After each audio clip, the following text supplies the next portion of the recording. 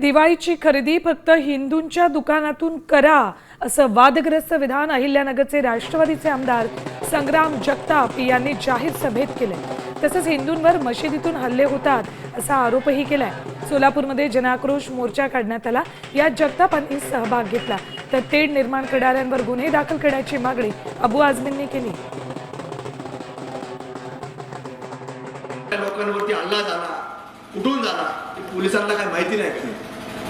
मंदिराच्या मधून प्रार्थना करून जात असताना आपल्या महिला यांच्यावरती हल्ला तो मस्जिदीतून लोकांनी केला। कशा करता केला? फक्त मस्जिद वाढवायची, हे मंदिर बंद झालं पाहिजे, इथे येणारे लोक बंद झाले पाहिजे, हा त्यांचा विचार असतो। जो जो दीपावलीच्या निमित्तानं काही खरेदी करत एक लक्षात घ्या, ती खरेदी करत असताना आपला पैसा, आपली खरेदी आणि आपल्यातला जो नफा भेटल तो फक्त आणि फक्त हिंदू माणसालाच झाला पाहिजे। अशा प्रकारची दीपावली आपण प्रत्येकाने साजरी करावी। आप ये कह रहे हैं कि दिवाली में सामान जो है किसी हिंदू से खरीदना और किसी से नहीं खरीदना, मतलब इस देश को बांटना चाहते हैं। ये जो है ये लोग देश को बर्बाद कर रहे हैं और ऐसे लोगों के स्टेटमेंट के ऊपर मैं समझता हूँ कि सो मोटो होना चाहिए और पुलिस को उस पर केस लेना चाहिए।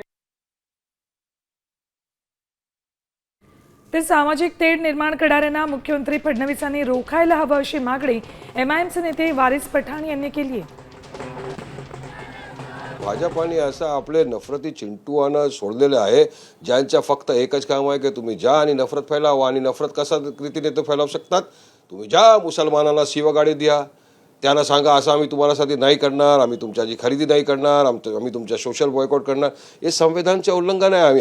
आमच्या सांगणं असं आहे की महाराष्ट्राचे जे मुख्यमंत्री आहे देवेंद्र फडणवीसजी, त्यांना ही गोष्टीची संज्ञान घ्यायला पाहिजे। आणि असा जे लोक नफरत फैलावतात, महाराष्ट्राचं वातावरण खराब करण्याची जे लोक बात करतात, त्यांना रोकायचे ना, थांबा त्यांना।